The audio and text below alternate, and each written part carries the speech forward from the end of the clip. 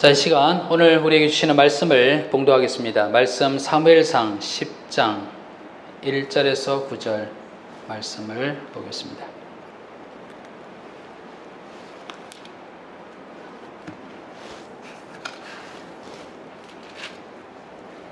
사무엘상 10장 1절로 9절 말씀.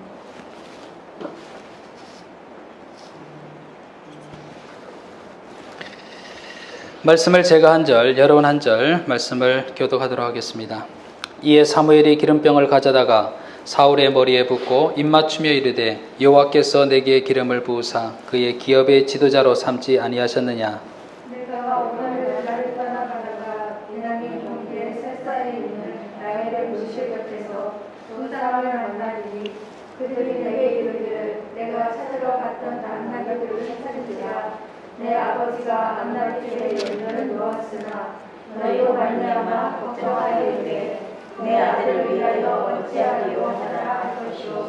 내가 거기서 더 나아가서 다볼 상수리 나무에 이르면 거기서 하나님을 배우려고 베델로 올라가는 세 사람을 만나리니 한 사람은 염소 새끼 셋을 이끌었고 한 사람은 떡 세 덩이를 가졌고 한 사람은 포도주 한 가죽 부대를 가진 자라. 그들이 내게 나타나고 떡 두 덩이를 주겠고 너는 그의 손에서 받으리라. 그 후에 내가 하나님의 산에 이르리니 그곳에는 블레셋 사람들의 영문이 있느니라. 내가 그리로 가서 그 성읍으로 들어갈 때에 선자의 무리가 산당에서부터 비파와 소고와 저와 수금을 앞세우고 예언하며 내려오는 것을 만날 것이요. 내게 내가 영이 크게 임하리니 너도 그들과 함께 예언을 하고 그날날 새 사람이 되리라. 이 징조가 내게 임하거든 너는 기회를 따라 행하라. 하나님이 너와 함께 하시느니라. 너는 나보다 앞서 길갈로 내려가라. 내가 네게로 내려가서 언제와 화목제를 드리니 내가 네게 가서 네가 행하는 것을 가르칠 때까지 7일 동안 기다리라. 9절은 같이 읽습니다. 그가 사무엘에게서 떠나려고 몸을 돌이킬 때에 하나님이 새 마음을 주셨고 그날 그 징조도 다 응하니라. 아멘. 주님 말씀하옵소서. 겸손히 듣겠습니다. 말씀 따라 살겠습니다. 아멘.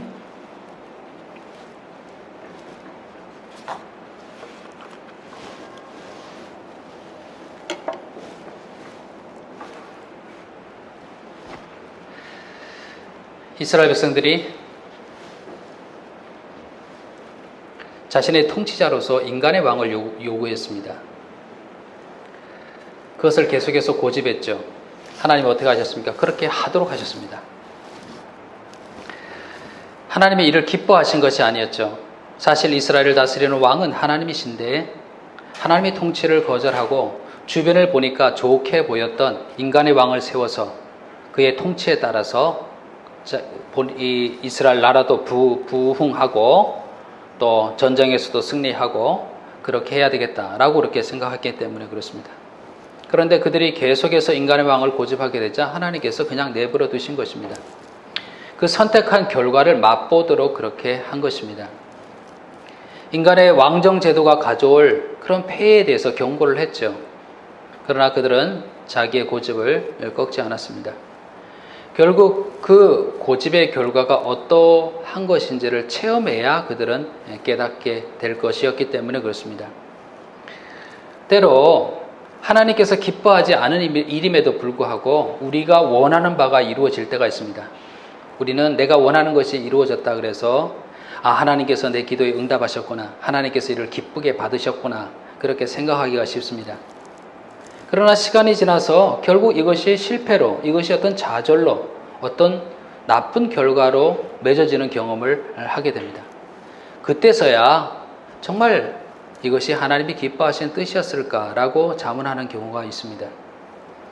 이런 경우를 보게 될 때에 우리가 하나님께 무엇인가 열심히 구하는 것보다 더 중요한 것은 무엇을 구하느냐라고 하는 겁니다. 하나님이 선하시고 기뻐하시는 뜻이 무엇인가에 대한 분별함으로 구하는 것이 중요하다는 것을 알게 됩니다. 로마서 12장 2절에도 이렇게 얘기하고 있죠. 너희는 이 시대를 본받지 말고 오직 마음을 새롭게 함으로 변화를 받아 하나님이 선하시고 기뻐하시고 온전한 뜻이 무엇인지를 분별하도록 하라 라고 되어 있습니다. 이스라엘은요 본인의 고집대로 인간의 왕을 세우지만 이후에 이 왕정 시대에 여러 왕들의 그 실정과 폭정으로 인해서 비참한 경험을 한 이후에야 자기가 의지할 대상이 우리의 자신에게 있는 것이 아니라 하나님께 있다는 것을 알게 됩니다. 하나님만이 의지할 분이시구나라는 것을 깨닫게 됩니다. 한편 사무엘은요, 하나님이 허락하신 대로 이스라엘 백성들 사이에서 인간의 왕을 찾습니다. 그 주인공이 누굽니까? 사울입니다. 사울을 만나게 됐죠. 오늘 이제 본문 말씀에 나와 있는 것이죠. 사울은 베냐민 지파 사람이고요. 아버지는 기스입니다. 그 외모를 보니까 성경에서 사울이 어땠는지 외모를 이야기하고 있잖아요. 준수했대요. 너무 잘생긴 거예요. 잘생겼는데 거기에다가 키도 커요. 다른 이스라엘 백성들보다 어깨 높이 더 이렇게 크다는 거예요. 어깨 위만큼 크다고 나오고 있습니다. 또 성경을 보게 되면 그 성품도 좋은 것 같습니다. 아버지가 심부름을 시켰을 때 그것을 성실하게 행하는 그런 성실함이 있었고요. 또한 아버지에 대한 효성도 가지고 있어요. 효성을 가지고 있는 것을 어떻게 알 수가 있냐면 아버지가 심부름을 시켰는데 잃어버린 암나귀들을 찾아오라고 심부름을 시켰는데 이곳저곳 찾다가 찾지를 못하자 시간이 지나가게 되자 집으로 가야 되겠다라고 사환에게 이야기를 해요. 그 이유는 아버지가 오랫동안 내가 돌아오지 않게 되면 나로 인하여서 걱정하지 않을까 하여서 집으로 돌아가겠다는 얘기입니다. 아버지의 마음을 헤아리는 거죠. 아버지가 나 때문에 걱정할까 봐 돌아가야 되겠다. 그러니 효성이 있는 사람이라는 것을 알게 됩니다. 이걸 자칫 잘못 우리가 보게 되면 하나님께서 그러면 그렇지 이렇게 준수하고 또 성품도 괜찮은 사람이니까 하나님께서 왕으로 택하셨겠지 라고 생각하기가 쉽습니다. 또 우리가 주일학교에서나 또 주변 청소년들에게 이야기하기를 그래 너는 성품이 좋아야 돼. 그래야 하나님께서 너를 쓰셔. 이렇게 얘기할 경우들이 있잖아요. 그가 준수할 뿐만 아니라 왕으로서 풍채도 있고 성품이 이렇게 좋으니까 하나님께 쓰셨겠다라고 그렇게 생각할 수 있지만은 절대 그렇지 않습니다. 하나님께서 왕으로 택하신 것은 전적인 하나님의 주권입니다. 이 사울의 공로에 있는 것이 아니에요. 사울이 성품이 좋아서 그런 것이 아닙니다. 한 예를 들어볼까요? 아브라함의 아들 이삭의 아들 누굽니까? 에서와 야곱이 있었잖아요. 에서와 야곱을 보게 될 때에 누가 하나님의 이 믿음의 계보를 이을 자로 합당하다고 생각하십니까? 일단 에서는 장자잖아요. 장자. 당연히 장자가 물려받아야 된다라고 생각되는 그런 장자잖아요. 또 아주 우리가 성경을 통해서 보게 되면 뭔가 호탕하고 밖에 나가서 사냥하기를 즐기면서 호탕한 성격이었죠. 아버지를 위해서 사냥을 해서 그것을 아버지를 대접하는 그런 효성도 있는 사람이었습니다. 반면 야곱은 차자잖아요. 장남이 아니에요. 상상하시듯이 야곱은요 계략에 능해요. 뭔가 계략을 꾸미는 거죠. 그래서 결국 어떻게 합니까? 아버지와 형을 속이게 되죠. 우리가 상식적으로 생각하기에 누가 이삭을 이어서 믿음의 계보를 이을 자라고 합당하다고 보십니까? 당연히 에서라고 생각될 것 아니겠어요? 근데 하나님의 택하심은 누구에게 있었어요? 야곱에게 있었습니다. 여기에 대해서 로마서는 뭐라고 이야기를 했냐면 잘 들어보십시오. 그뿐 아니라 또한 리브가는 어머니죠. 리브가가 우리 조상 이삭 한 사람으로 말미암아 임신하였는데 그 자식들이 아직 나지도 아니하고 무슨 선이나 악을 행하지도 아니한 때에 택하심을 따라 되는 하나님의 뜻이 행위로 말미암지 않고 오직 부르시는 이로 말미암아 서게 하려 하사 리브가에게 이르시되 큰 자가 어린 자를 섬기리라 하셨나니 기록된 바 내가 야곱은 사랑하고 에서는 미워하였다 하신과 같으니라. 그런즉 우리가 무슨 말을 하리요? 하나님께 불의가 있느냐? 그럴 수 없느니라. 리브가의 뱃속에서 이 쌍둥이가 있는데 아직 태어나기도 전이니까 이 아이가 선을 행하였거나 악한 일을 행하였거나 한 것이 아니잖아요. 그럼에도 불구하고 하나님의 선택하심은 이미 있었어요. 누구에게? 야곱에게 있었어요. 그러니 이 선택하심은 전적으로 누구에게 달려있는 것? 하나님께 달려있는 것. 하나님의 주권이라는 것을 보게 됩니다.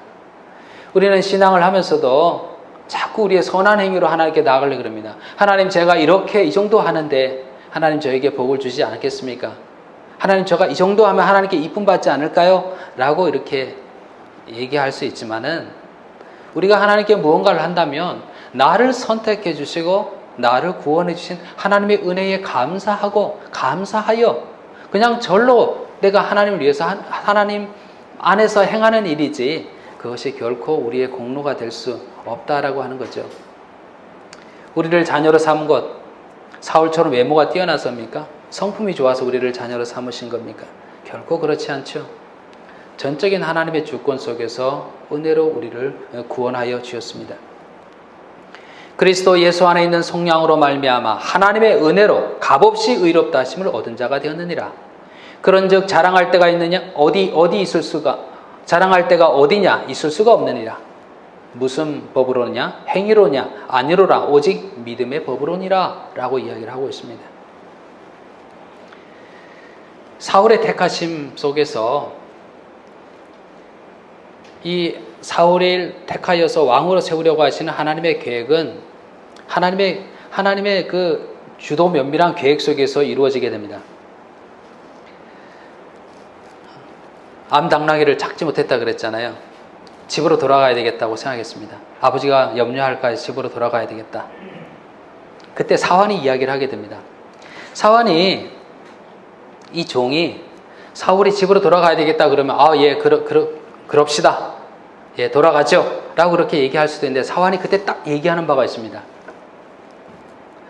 사울이 씨여, 이 성읍에 하나님의 사람이 있는데 그는 존경받는 사람입니다. 그가 말한 것은 반드시 다 응하게 되나니 그리로 가면 어떻겠습니까? 그가 우리의 갈 길을 가르쳐 줄까 하겠습니다. 라고 이야기를 하는 겁니다. 사환의 이 말이 우연히 된 것이 아니죠. 사환의 입을 통하여서 사울의 발길은 사무엘이 있는 라마라고 하는 곳으로 향하게 되고요. 또 이 사무엘도 마찬가지입니다. 사무엘도 이 사울을 만나기 전날 하나님으로부터 말씀을 듣게 됩니다. 그 말씀의 내용인즉, 내일 이맘때에 내가 베냐민 땅에서 한 사람을 내게로 보내리니 너는 그에게 기름을 부어 이 백성 이스라엘의 지도자로 삼으라. 그가 내 백성을 블레셋 사람들의 손에서 구원하리라. 라고 하는 말씀을 이미 사무엘에게 주게 됩니다. 그래서 사울과 사무엘이 만나게 된 겁니다. 우연히 된 것이 아니잖아요. 하나님의 계획 속에서 사환의 입을 통해서 그렇게 사무엘을 만나러 가자고 제안을 했고, 이미 사무엘에게 하나님은 말씀하셔서 이 사울이라고 하는 사람이 본인을 찾아올 것이라는 것을 알고 있었잖아요. 그래서 만나게 된 것이죠. 그들의 만남의 하나님의 계획이 있었듯이 우리가 예수님과의 만남에도 하나님의 계획이 있었습니다.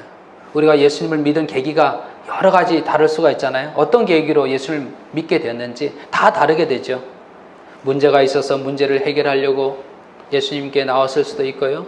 또 내 마음속에 어떤 영적인 갈증이 생겨서 나올 수도 있고요. 아니면 친구가 한번 가보자 그래서 그렇게 나왔다가 예수를 만날 수 있고, 그런 만남의 통로는 다 다를지라도 분명한 것이 있습니다. 하나님의 계획 속에서 우리가 만난 겁니다. 사울이 사무엘을 그렇게 계획 속에서 만난 것처럼 우리와 예수님의 만남도 마찬가지입니다. 에베소서는요, 분명히 이렇게 이야기를 하고 있습니다. 곧 창세전에 그리스도 안에서 우리를 택하사, 언제요? 창세전에 우리를 택하사 우리로 사랑 안에서 그 앞에서 거룩하고 흠이 없게 하시려고 그의 기쁘신 뜻대로 우리를 예정하사 예수 그리스도로 말미암아 자기의 아들들이 되게 하셨으니. 여러분, 이 말씀에 따라서 우리를 택하시고 하나님의 자녀로 삼으시려는 계획이 창세로부터 있었다는 사실이 믿어지게 될 때에 우리는 내 자신을 어떻게 생각하겠습니까? 내 자신이 정말 귀하고 귀한 것이 됩니다. 하나님의 창세로부터 된 계획 속에서 나를 하나님의 자녀로 택하셨으니 말입니다. 그렇게 택하신 하나님께서 우리의 삶을 어떻게 하겠습니까? 지금 현재도 미래도 내 삶을 인도해 나가시는 하나님을 알기에 그 믿음을 가지고 살아가게 되는 것이죠. 창세로부터 나를 택하신 주님께서 내 삶의 주권자가 되셔서 왕이 되셔서 나의 삶을 이끌어 가시기에 나는 전적으로 그분께 나의 삶을 맡기면서 살아야 되겠다라고 하는 믿음이 생기게 되는 거죠. 여러분, 우연이 아니라, 모든 것이 우연이 아니라 하나님의 계획 속에서 내가 예수님을 만나고 주님의 것이 되어졌고 또 지금도 그 하나님의 계획 속에 살고 있으며 우리를 영원한 영생으로까지 이끌고 계시다는 사실이 믿어지시고, 이 믿어지심을 통해서 나를 전적으로 주님께 의뢰하며 살아가실 수 있는 그런 우리가 되기를 바랍니다. 사울과 사무엘이 만났잖아요. 사무엘이 당연히 얘기했겠죠. 하나님께로 받은 계시를 당연히 얘기했겠죠. 하나님께서 왕을 세우실진데 너가 바로 그 하나님이 세우신 왕이 될 것이다 라고 얘기를 했겠죠. 사울이 이 얘기를 들었을 때 어떤 반응을 보이게 됩니까? 저는 할 수 없습니다.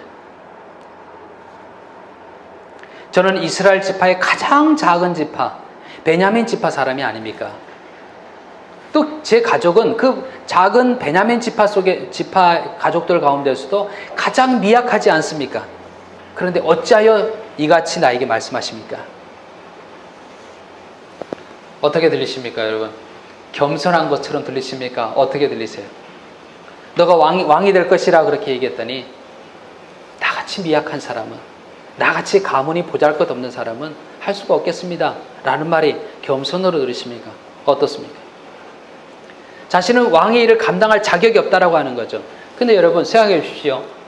그 사울이 이야기했던 그 자격이라고 하는 것이, 자격의 기준이 뭡니까? 숫자로 평가하는 거잖아요. 다른 모든 지파들은 많은 수의 그런 백성들이 있는데 우리 베냐민 지파는 수적으로 볼 텐데 너무 작은 지파다. 수로 생각하는 거죠. 또 인간의 힘과 권세로 생각하는 거잖아요. 그게 기준인 거잖아요. 근데 여러분, 사무엘을 통해서 사울에게 이야기하시는 하나님은 어떤 분이십니까? 천지를 창조하시고 이 세상의 주인이신 분이 아니십니까? 그 주인께서, 그 왕께서 이야기하기를 내가 너를 지목하여서 너를 택하여 왕으로 세웠다는 말에 사울이 인간적인 그런 기준을 앞세우면서 저는 숫자가 작습니다, 저는 권세도 별로 없는 집안입니다 라고 이야기한다는 것이 사실은 말이 되지 않는 거죠. 이 세상의 모든 주인께서 그렇게 말씀하시는데 말입니다. 예수님께서 제자를 택하시고 부르실 때 오늘 말씀 기억하시죠? 베드로를 부르실 때, 요한을 부르실 때 주님의 부르심 앞에 그들은 그물을 내려놓고 즉시 주님을 따랐습니다. 아버지가 있는데 아버지를 뒤로 한 채 주님을 따랐습니다. 제자들이 이야기하기를 저는 어부이기 때문에 자격이 없습니다, 저는 더 급한 일이 있어서 못 가겠습니다, 그렇게 하지 않았습니다. 예수님이 메시아임을 깨닫는 그 순간 주님을 바로 쫓았습니다. 여러분, 사울에게 하나님이 부르셨던 것처럼 우리의 믿음의 삶 속에서 하나님이 우리를 부르실 때에 성령께서 우리에게 감동을 주셔서 이 일을 해야 되겠다라고 하는 소원이 일어나게 될 때에 사울과 똑같은 말을 우리가 할 수 있습니다. 하나님, 저 같은 자가 뭘 할 수 있겠습니까? 내놓을 만한 것이 하나도 없습니다. 이렇다 할 학벌도 없고 이렇다 할 재력도 없고 이렇다 할 능력도 없습니다. 저는 자격이 없습니다. 이렇게 얘기할 수 있어요. 그러나 말씀드린 것처럼 생각해보면 전능하시고 전지하신, 또 나를 누구보다도 가장 잘 아실 하나님께서 그렇게 나를 부르셔서 그런 마음을 주시고 그렇게 하도록 하셨다 그러면은 당연히 그 감당할 힘을 주지 않겠습니까? 우리가 말씀을 알지만은 이 세상에 겪는 시험조차도 감당치 못할 시험을 주지 않는다라고 말씀하셨잖아요. 다른 말로 표현하게 되면 능히 감당하게 하신다라고 말씀하신 것 아니에요. 사람이 감당할 시험 밖에는 너희가 당할 것이 없나니 오직 하나님은 미쁘사 너희가 감당하지 못할 시험 당함을 허락하지 아니하시고 시험 당할 즈음에 또한 피할 길을 내사 너희로 능히 감당하게 하시느니라. 하나님이 이 땅에서 겪는 시험에 대해서도 능히 그것을 감당하게 하시는 하나님이신데, 하나님의 일에 우리를 초청하셨을 때는 이를 능히 감당케 하신다라고 하는 거죠. 우리는 쉽게 저는 연약합니다, 저는 할 수 없습니다 라고 말하나, 성경은 뭐라고 이야기하냐면 너 안에 있는 예수가 너의 능력이라 라고 이야기를 하고 있습니다. 고린전서 1장에 보면요, 오직 부르심을 받은 자들에게는 유대인이나 헬라인이나 그리스도는 하나님의 능력이요 하나님의 지혜니라. 예수님 믿는 우리들에게 예수님은 어디 계십니까? 우리 안에 계십니다. 우리 안에 계신 예수님이야말로 하나님의 능력이요 하나님의 지혜니라 라고 말씀하고 있습니다. 하나님의 생각은 우리의 생각과 다릅니다. 세상은 자기의 기준을 가지고 사울이 이야기했던 것처럼 우리는 너무나 연약한 지파입니다. 우리 가족은 너무나 미약합니다. 이런 것과 똑같이 세상의 기준을 가지고 강하고 능력 있다라고 그렇게 기준을 세우지만은 하나님에게 있어 능력은 우리 안에 있는 예수 그리스도 그분으로 말미암는 것입니다. 고린도전서 이후에 1장 27절 이후에도 이렇게 나옵니다.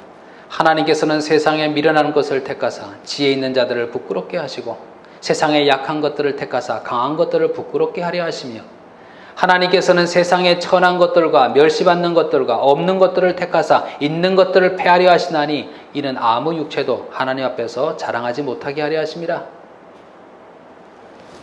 하나님께서 택하시고 그 안에 있는 예수 그리스도를 통해서 주시는 능력과 지혜를 통해서 일해 가심을 통해서 세상에 강하다고 이야기하는, 높다고 이야기하는 모든 것을 부끄럽게 하시리라 라고 그렇게 말씀하고 있는 것입니다. 우리가 주님의 부르심 앞에 우리가 어떻게 응답하겠습니까? 먼저 우리가요, 연약한 나를 바라볼 것이 아니라 내 안에 있는 누구를? 예수 그리스도를 바라봅니다. 하나님 말씀과도 같이도 그리스도가 하나님의 능력이요 하나님의 지혜임을 우리가 고백하며 주님께서 부르시니 제가 나아가겠습니다 라고 그렇게 고백할 일인 것입니다. 사울은 자격이 없다고 얘기했잖아요. 그런데 사무엘은 이미 말씀을 보게 되면 사무엘은 이미 사울을 왕대접하고 있어요. 뭘 보면 알 수 있냐면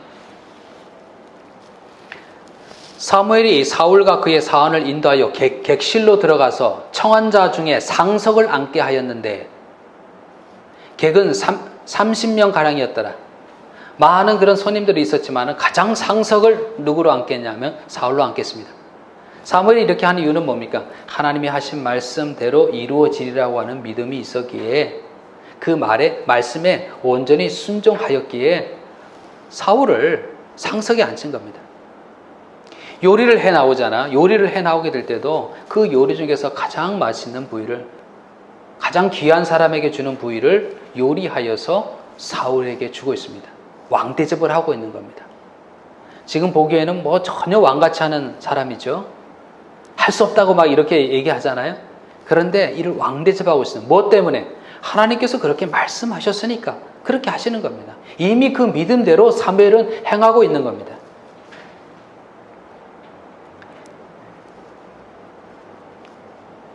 사무엘이 사울에게 또 기름을 붓게 되죠.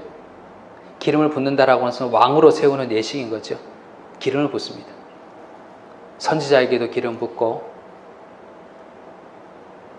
왕에게도 기름을 붓고 제사장에게도 기름을 붓고 그러잖아요. 지금 왕으로서 기름을 붓는 겁니다. 그리고 사무엘에게 이야기를 하게 됩니다. 너가 집으로 돌아가는 그 길에 3가지 징조가 임하게 될 것이다 라고 예언을 하게 됩니다. 그 예언의 말씀이 이제 본문에 나와 있잖아요. 첫 번째 예언은 어떤 예언이냐면 라헬의 묘실 곁에서 2 사람을 만나게 되는데 고향집의 소식을 들을 것입니다. 그리고 당신이 그렇게 찾던 암나기도 찾을 것입니다 라고 이야기를 합니다. 이 예언의 말씀을 보는 가운데 이런 생각이 들었습니다. 사울이 그토록 암나기를 찾았다 그랬잖아요. 찾았습니까? 못 찾았습니까? 못 찾았죠. 사람으로서 열심히 노력하고 애쓰는데 찾지는 못했습니다. 그런데 사울이 지금 아무런 노력을 하지 않았음에도 불구하고 어떻게 되겠다고요? 암나기를 찾게 되겠다라고 그렇게 이야기를 하고 있습니다. 그런 생각을 해보게 됩니다.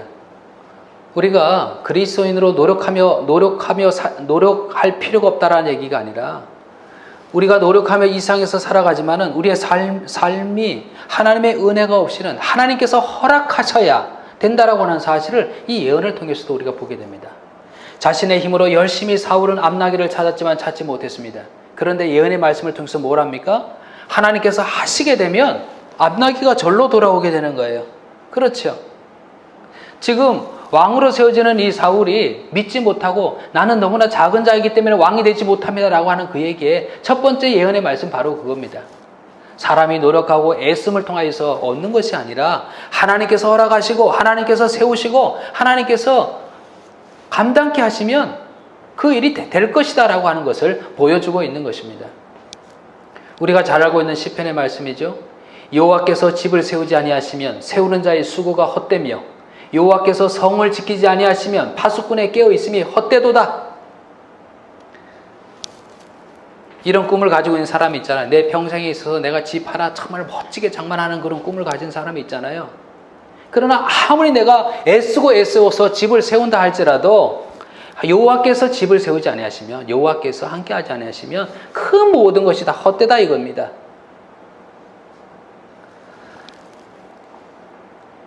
우리는 우리의 노력을, 우리의 애씀을 최고의 가치로 생각하며 살아요. 열심히 노력하고 애쓰며 살아야 되죠. 당연히. 그러나요, 살아계신 하나님, 그 하나님께서 우리를 보호하시고 우리를 지키시고 우리를 세우지 아니하시면 우리가 애써 세운 모든 것들이 다 수포로 돌아가고 맙니다. 바벨탑도 그걸 보여주는 거잖아요. 사람이 자기들의 이름을 높이려고 바벨탑을 쌓았어요. 하늘에 닿도록 쌓았죠. 그러나 하나님께서 언어를 흩으시니까, 언어를 다르게 하니까 다 흩어져 버린 것 아니겠어요? 우리가 주님의 은혜 아니고서는 살 수 없다는 것을 생각해야 됩니다. 또 예수님께서 말씀하셨잖아요. 너희가 먼저 그의 나라와 그의 의를 구하라. 그리하면 이 모든 것을 더하시리라. 그렇게 말씀하셨잖아요. 사울이 그토록 애쓰고 찾았던 그 암나기를 찾지 못했으되 하나님께서 하시면 절로 돌아오는 이 예언을 통하여서 하나님께서 하신다라고 하는 것을 보이신 것입니다. 두 번째 그가 사무엘을 통해서 예언한 말씀 뭡니까? 다볼 상수리 나무에서 세 사람의 베델 순례자를 만날 거래요. 그 그들에게서 뭘 얻을 거라고 이야기를 하냐면 떡 2덩어리를 받을 거라고 이야기를 하고 있습니다. 집으로 돌아가는 이 사울에게 있어서 이 떡 2덩어리는 뭐가 되는 겁니까? 허기를 채워줄 양식이 되는 거잖아요. 그죠? 떡을 딱 생각을 하니까 이 말씀이 또 떠올랐습니다. 예수님께서 말씀하셨잖아요.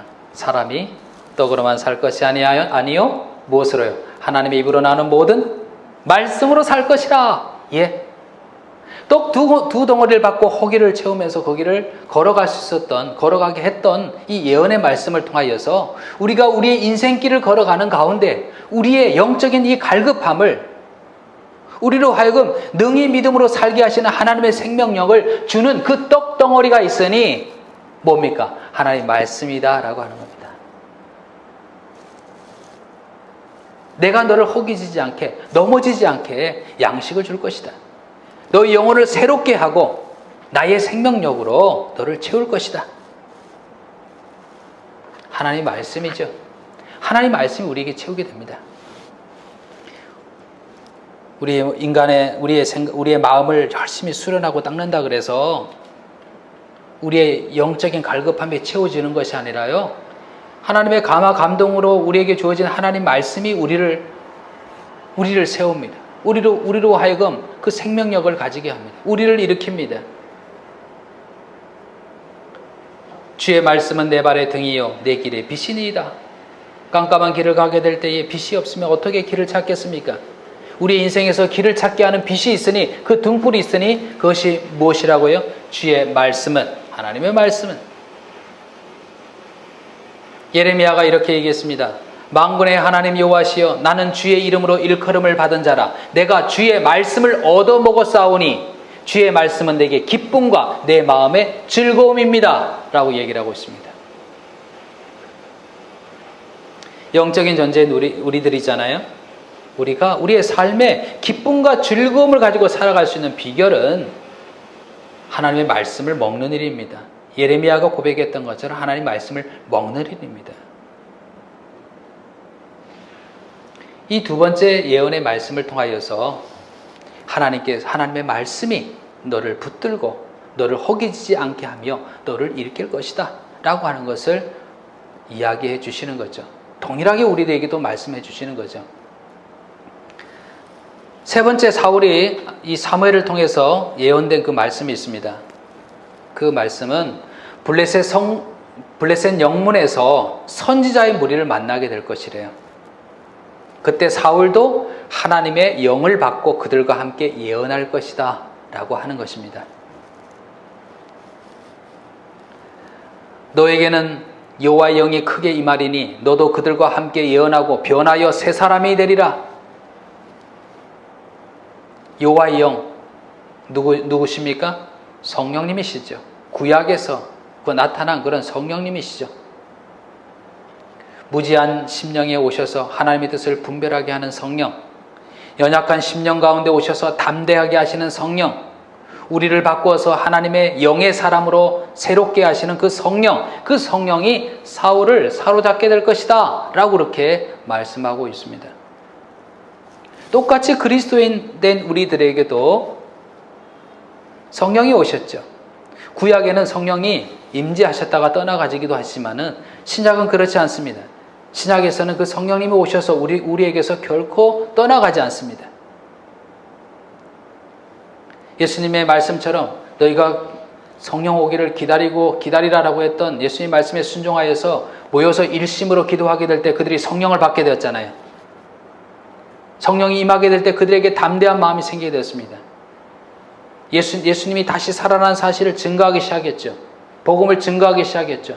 죽음을 두려워하지 않고 증거하기 시작했죠. 권능을 받고 새 사람이 되어서 복음의 증인이 되었죠. 그 성령님은 또 우리 가운데 어떤 일을 하신다고 그랬습니까? 이와 같이 성령도 우리의 연약함을 도우시나니 우리는 마땅히 기도할 바를 알지 못하나 오직 성령이 말할 수 없는 탄식으로 우리를 위하여 친히 간구하시느니라. 무엇하고 계십니까? 우리를 위해서 간구하시는 중보기도자가 되신다. 하나님의 나라는 먹고 마시는 것이 아니요 오직 성령 안에 있는 의와 평강과 희락이니라. 우리에게 성령님께서 무엇을 주십니까? 의와 평강과 희락을 주신다 말씀하셨습니다. 우리가 이것을 말하거니와 사람의 지혜가 가르친 말로 아니하고 오직 성령께서 가르친 것으로 하니 영적인 일은 영적인 것으로 분별하느니라. 누가 가르친다고요? 성령님께서 우리를 가르치고 분별하게 하십니다. 오직 성령의 열매는 사랑과 희락과 화평과 오래 참음과 자비와 양성과 충성, 온유, 절제니 이와 같은 것을 금할 법이 없느니라. 무엇을 맺게 하십니까? 성령의 열매를 맺게 하십니다. 하나님의 영이 너를 사로잡을 것이다. 너를 새롭게 할 것이다. 라고 사무엘에게도 말씀하셨고, 우리 신약에 와서 우리들의 그리스도인의 심령 가운데서도 성령님이 우리를 새롭게 하시는 거죠. 사울을 향한 사무엘의 이 예언이 그대로 이루어졌어요. 그가 경험하게 된 거죠. 체험하게 된 거죠. 그가 사무엘에게서 떠나려고 몸을 돌이킬 때에 하나님이 새 마음을 주셨고 그날 그 징조도 다 응하니라 라고 되어 있습니다. 그대로 이루어졌습니다. 사울이 사무엘의 이 예언의 말씀을 듣고 돌이키는 그 순간부터 어떻게 됐다고요? 새 마음이 일었대요. 그리고 실제로 그날에 이 일이 이루어지는 것을 경험했어요. 그러면서 그 마음이 얼마나 감격했을까요? 정말 예언한 말씀대로, 하나님 주신 말씀대로 다 이루어지네? 라고 하는 것을 체험하게 된 거죠. 얼마나 감격스러웠을까요? 처음에 하나님의 부르심을 받았을 때 이 사울이 저는 보잘것없는 지파입니다. 저희 집안은 너무나 연약한 집안입니다. 제게 왜 이런 말씀을 하십니까? 저는 할 수 없습니다 라고 했던 사울이었어요. 그런데 이미 하나님의 말씀이 그대로 이루어질 것을 믿고 자기를 왕처럼 대하는 이 사무엘과 또 사무엘이 예언한 그 예언의 말씀을 듣는 순간 또 그 말씀이 그대로 성취되는 것을 보면서 이 사울의 마음속이 달라졌습니다. 마음이 새로워졌습니다. 확신을 가지게 됐습니다. 이 사울이 가졌던 확신을 한마디로 표현하게 되면 뭘까요? 그것은 하나님이 세우셨다면 그 일을 감당할 힘도 하나님이 주신다 라고 하는 확신이 아니겠습니까? 나는 연약하기에 할 수 없습니다 라고 이야기했던 사울이 이제는 마음이 새로워졌습니다. 바뀌었습니다. 하나님이 말씀하셨다면 그 일을 감당할 힘을 하나님이 주신다. 네, 여러분 그렇습니다. 하나님의 은사와 부르심에는 후회하심이 없느니라. 로마서 11장 29절에 이야기하고 있습니다. 우리를 부르심에는 후회함이 없습니다. 우리를 세우시면 하나님이 후회함이 없어요. 우리를 부르시고 세웠다 그러면 그 감당할 수 있는 힘을 하나님이 주시는 것입니다. 연약했던 심령이 사울에게 하나님께서 예언의 말씀으로 그의 마음을 새롭게 하고 확신을 주셨던 그 하나님께서 바로 이 시대 우리들에게도, 그리스도인 된 우리들에게도 저는 너무 연약합니다. 저는 저거 내세울 것 아무것도 없는 제가 무엇을 할 수 있겠습니까? 세상의 기준을 가지고, 인간적인 기준을 가지고 하나님 앞에 저는 할 수 없습니다 라고 이야기했던 우리들에게 오늘의 말씀을 통하여서 또 새해를 맞이하는 우리들에게 하나님 뭐라고 말씀하십니까? 너는 염려하지 말고, 너는 염려하지 말라. 너가 하나님의 나라와 의를 구하며 살아가게 될 때 이 모든 것을 더하겠다. 내 말이, 하나님의 말씀이 너의 인생의 길에 빛이 되고 너의 발에 등불이 될 것이다. 너를 인도할 것이다. 너를 결코 홀로 내버려 두지 아니하고 성령께서 너와 함께 하시고 너를 인도하고 능력을 더할 것이다. 그러니 나의 부르심 앞에, 나의 부름 앞에 겸손히 담대하게 서거라. 내가 너와 함께 하리니 내가 감당할 힘을 준다 라고 하시는 하나님의 말씀, 하나님께서 그렇게 우리에게 이야기하는 것 아니겠습니까? 우리가 잘 아는 그 모 브랜드의 그 광고 문구 있잖아요. Just do it 있잖아요. Just do it 있잖아요. 이것이 주님께서 우리들에게 어쩌면 말씀하시는 거죠. 너 염려하지 말고 내가 불렀을 때는 그것을 감당할 힘을 너에게 준다. 너 안에는 그리스도가 너의 능력이고 힘이다. 말씀으로 인도한다. 성령이 너를 인도한다. 그러니 just do it. 그렇게 이야기하는 것처럼 믿음을 가지고 행해 나가는 것입니다. 여러분 새해 첫 주잖아요. 첫 주 예배를 드린 가운데 금년 한 해를 어떤 믿음의 결심을 가지고 우리가 시작해야 되지 않습니까? 오늘 말씀 가운데 어떤 결심을 가지고 하겠습니까? Just do it. 하나님이 살아계시고 하나님이 하셨을 때는, 하나님이 세우셨을 때는 주님께서 감당할 힘을 주신다라고 하는 이 믿음을 가지시고 올 한 해 이 믿음으로 그 약속의 말씀들을 생각하고 그것을 딱 붙잡는 가운데 나와 함께 하시는 성령님, 내가 확신하는 가운데 또 간구하는 가운데 주님께서 이를 능히 감당할 힘을 주신다는 그런 믿음으로 나아갈 수 있는 그런 새해가 되시기를 간절히 축원합니다. 아멘.